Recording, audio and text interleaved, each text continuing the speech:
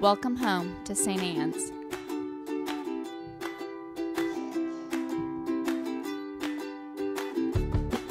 We want you to know that you're welcome to join us at 10 a.m. on Sundays. Please be sure to hit subscribe to receive our sermons. We can't wait to meet you.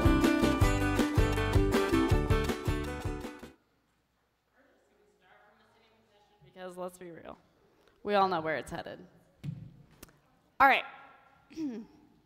I'll be honest, I did not want to preach this sermon today, but you guys asked questions, and then the readings were such that I didn't really have a choice. So, trigger warning, I will not be offended if you leave during this sermon. I will very likely be triggered, but we're going to talk about death and dying and mortality and all those things today. So those of you who haven't been with us for a while, so for Lent, I've been answering questions that you guys wrote down, questions that you don't feel comfortable asking publicly or to me face-to-face or whatever, things that you have wondered but you don't feel comfortable asking or you don't understand yet. So we're going to talk about it today because you guys had a lot of questions about the afterlife and death and dying and where the church stands on different things. So, like I said, I'm a school counselor, so I always start with trigger warning. I will not be offended if you feel like you need to leave or this hits you in a tough way. But we're going to talk about it, and I'm going to go with what Mr. Rogers said, who was a minister, by the way. Okay? Don't go out there and think that we ain't got claimed all this.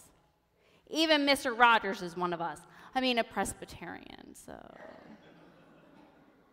But everyone has their faults, so, you know. I like to think that he's an Episcopalian at heart, because most of what he says is very, very Anglican in its way. But he said, if humans experience it, we can talk about it. And I'll be honest, I didn't want to talk about this today because it's a tough thing for me. Many of you know that I'm still going through some stuff. So if I cry, I will be triggered too. But I strongly believe that this is something that is important to talk about. And I work with kids all week long. And one of the things that they come to me again and again with is how angry they get with their parents for hiding death from them. Just this week, I had a student come, and his grandfather had passed away, and his parents waited 2 days to tell him. 2 days. Because they didn't know how to talk about it. And we have this fear that if we talk about these things, then suddenly it's real. I'm here to tell you, death is real. It is the only thing that absolutely every human will experience. There is no one in this room who has not experienced loss and death and will. We will. And I'll talk a little bit about my experience, but as somebody, I've had 2 moments where I've really come to have to look face to face at my own mortality, and as someone who's experienced miscarriage, not everyone is guaranteed life, but all of us are guaranteed death. It's just our reality. And if humans experience it, then you and I can talk about it. Having said that, I get it if you don't feel comfortable talking about it. So, but I do believe very strongly that we have to be open and honest, especially with our kids and with each other, that this is a reality in our world. It is the #1 reality. So when we talk about things in the Anglican Church, do you guys know the 3-legged stool? I'm going to teach it to you again. The Anglican 3-legged stool means that anything that we're processing, any decisions we make, we come to it from a 3-legged stool standpoint. 3 things, they are equally, it's not a wobbly stool, okay? They all are equally important. Otherwise, you're like at the Applebee's where you're going like that. We don't have a wobbly stool. We have a 3-legged stool. Scripture, tradition, and reason, okay? All of those things are vitally important in the Anglican tradition. Scripture, what does Scripture have to say about this? When we go back in Scripture, what do we find there? Remember, I've talked to you guys about exegesis versus eisegesis. You hated that little lesson, didn't you? But you know it. eisegesis and exegesis. So we go to Scripture. What does Scripture say? Tradition. We have inherited a long tradition of brilliant, brilliant people who have wrestled with exactly the same things that you and I wrestle with. What do they have to say about it? And reason. You and I are not stupid. God gave you a brain, use it. Okay? It's one of our greatest gifts. I think it's one of the few things that really separates us from a lot of creation is this gift for logic and science and reason and all that stuff. So what does your reason, what does your experience of the world around you say? And when we take all those three things together, we should come up with a pretty solid place to come from, okay? So we're going to look at that when it comes to death and mortality. What does Scripture have to say? What does our tradition have to say? And what does our reason have to say? Okay, Scripture. Scripture's not really 100% in agreement on this, okay? So we're just going to start there. As is frequently the case when it comes to Scripture. Again, I've told you Scripture is lots and lots of experiences of God and the divine and them all trying to figure it out. So there are a few views in Scripture when it comes to this. So some early Israelite traditions did not have an afterlife. So you get this life, when it's over, it's over. There we are. So there are some pieces of Scripture that would support that. Not really our Scripture that we turn to, but it's there. Another view is that that we will all die, and then at the last day, at the very end, God will come and Christ will come, and we will all be raised from the dead. So that's going to happen in one event at the end times, okay? So that's one view. Another one is the one that you hear Jesus on the cross, and you hear this one a little bit more from Jesus, is that when you die, you return to God. So think of what Jesus says to the criminal on the cross next to him. I will see you today in paradise. It is an immediate afterlife, right? So there is no, there is a great reckoning, but there is not a we're waiting for a great reckoning. That it's literally like when we die, we go with God. So lots of things in Scripture that might kind of fit where you come to wrestle with some of these things. This is going to be a wrestling conversation, okay? You guys know what I always say. When we feel uncomfortable, we wrestle with Scripture until we get a blessing, right? We wrestle. So this is a wrestling conversation. Okay, tradition. Where does tradition land? We're very, very lucky in the Anglican tradition. We've got a long list of people who have wrestled with this. So again, tradition really lands very differently. One of the original teachings of the Anglican Church was the last day view. And then we have other theologians who would say, no, again, it's immediate. Okay, so then we've got reason, and your reason might be different than mine. So remember, I've said in most of my sermons, but especially in this kind of sermon series, you know I hate sermon series, but it is what it is, that a lot of what I'm going to offer you is my experience and my viewpoints, all right? We're going to go with the theory that I have a degree in this, and I've been doing it a long time. We're on year 13, by the way. Let's not talk about it, but I've been doing this a while. So we're going to go with it there. Then I might have some insights here, but you will very likely disagree with some of them, and that's okay too. We're wrestling, right? Okay, so my particular reasoning. All right, when I look at history, from the very beginning, when we look at anthropology, humans have had a sense of divinity, and we've had a sense of afterlife. And this starts very, very early. Like when we are, like I said, anthropologically, we find graves and stuff like that. People are buried with things. So there's early on this sense that this isn't it, right? This is a way stop, if you will. But that there's something that you and I don't understand, but there's something after this. And I'm going to stick that with tradition, because even though it's not theologian tradition, it's human tradition. Human traditions across the globe, across every cross-section of humanity, have this sense of afterlife, that there's something beyond our experience right now. So I think that's really, really important. I'm also going to tell you, like, as a chaplain, I don't do that work as much anymore, but I did when I was in Chicago, and I've been a priest long enough that I've seen death, quite a bit of it actually. And I will tell you, 201, I have never seen someone at the end not be okay. To the end. And that is a wide swath of emergent, all of a sudden death that we didn't expect, and bam, here we are, to years and years process, and people who were not okay with it. But at the very, very end, I have never seen someone cross that threshold and not be okay with it. And I'll tell you a few of the stories within that I think are really powerful. I know quite a few people who have had kind of end-of-life moments, and I think that's worth examining. I also know a lot of people who, after a loved one has passed, have had moments of like dreams or things like that, and I think those are powerful too.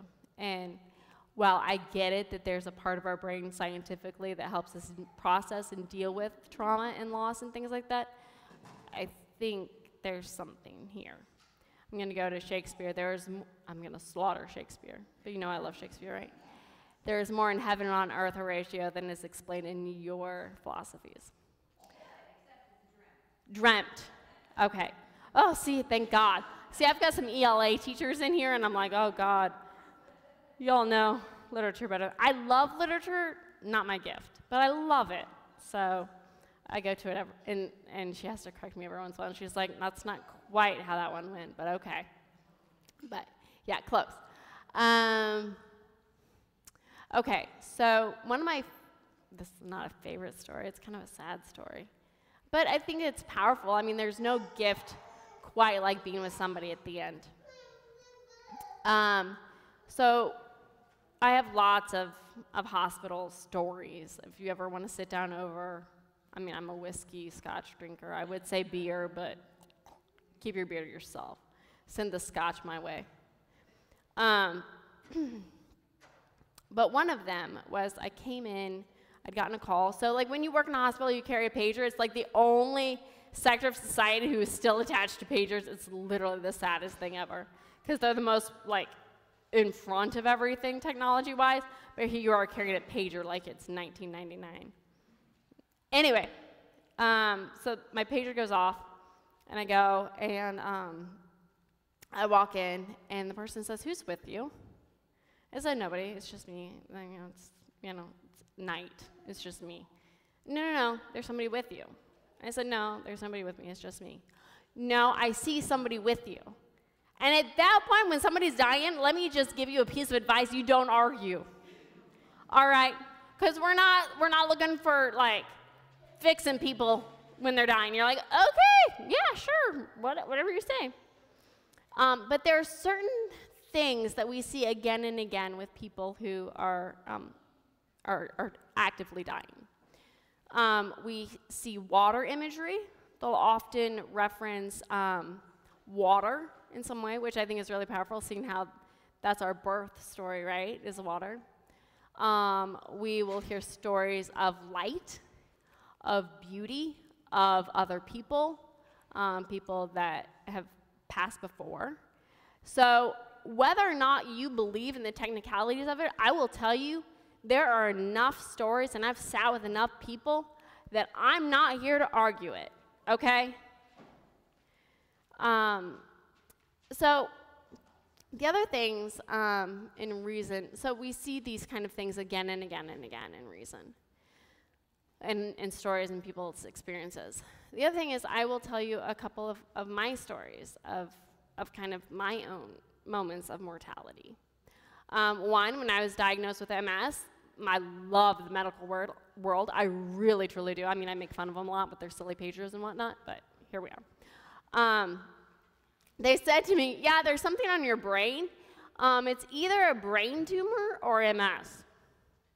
I was 23, 24, early 20s, early mid-20s.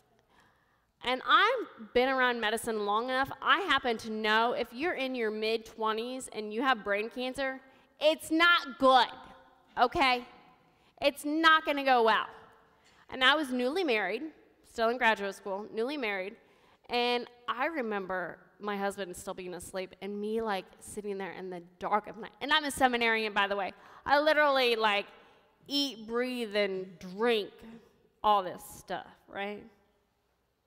Last semester of seminary, I'm like,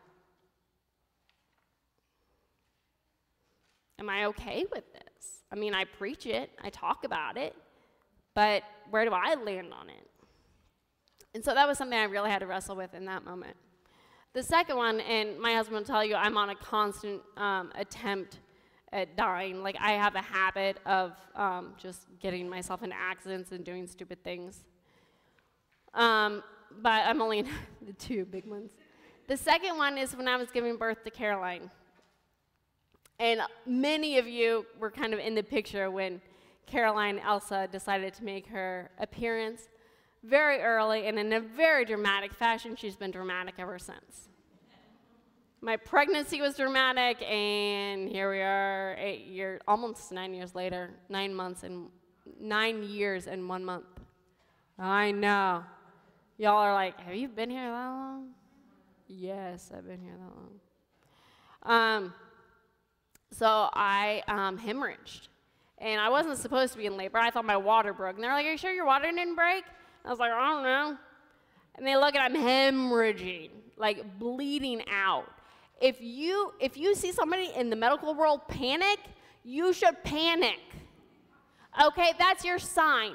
Because they don't panic about much, but they panic.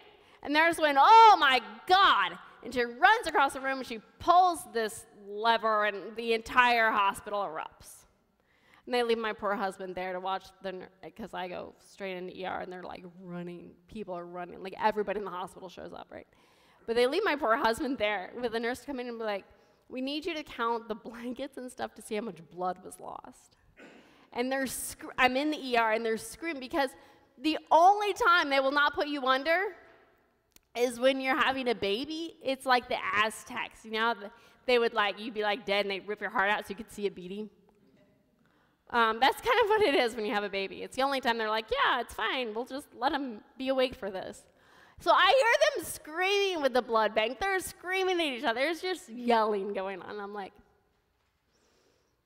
and they're yelling, well, we think the baby's fine. We think the baby's going to be okay. The baby's going to be okay. That's great. That's great. And I think to myself, I have a husband who has an almost 3-year-old and a baby that's going to be in the NICU. The baby's going to be okay. I finally look, because the anesthesiologist is an old guy, and he's sitting there, and he's holding my hand. He's like, and I said, am I going to be okay? And he's like, yeah, you're going to be okay. All right. So there are a couple moments where you have to really have these moments of reflection of what do I really truly believe? What do I really think? Because I've been doing this for a while. But where do we actually land on all these things? And I can't answer that question for you. I really, truly can't. But I will tell you it's worth wrestling with it, okay? Because Scripture doesn't agree, tradition doesn't agree, and to be honest, sometimes our reason doesn't agree. But I will tell you, God does not need another angel. And if somebody comes to you and says, they're in a better place, God needs another angel. That has nothing to do with death or that person.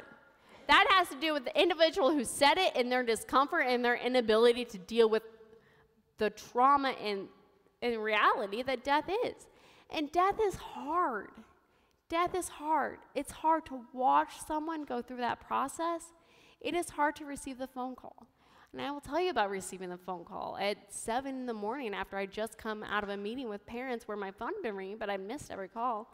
And I was out front greeting students as they came in, and I got the call, Dad is dead. That was not on the table. That had never been on the table. What? No. So no matter how it happens, it's tough. It is tough for those of us who are left behind. It just is. It is. But I will tell you at the end, I've never seen someone not okay. And I will tell you, every funeral is an Easter celebration in which we wear white. Because you and I know inherently that there's something else. And we're not really sure what it is. Or any of that, are we?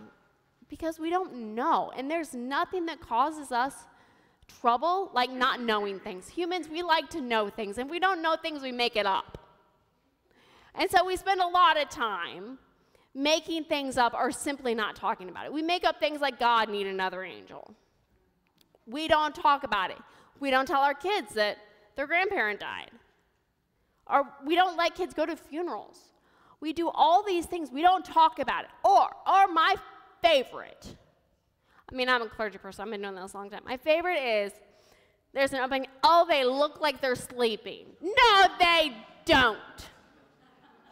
No, they don't. You ever seen someone sleeping? They don't look dead. You ever seen somebody dead? They don't look like they're sleeping. Why can't we say that? Why are we so uncomfortable with it?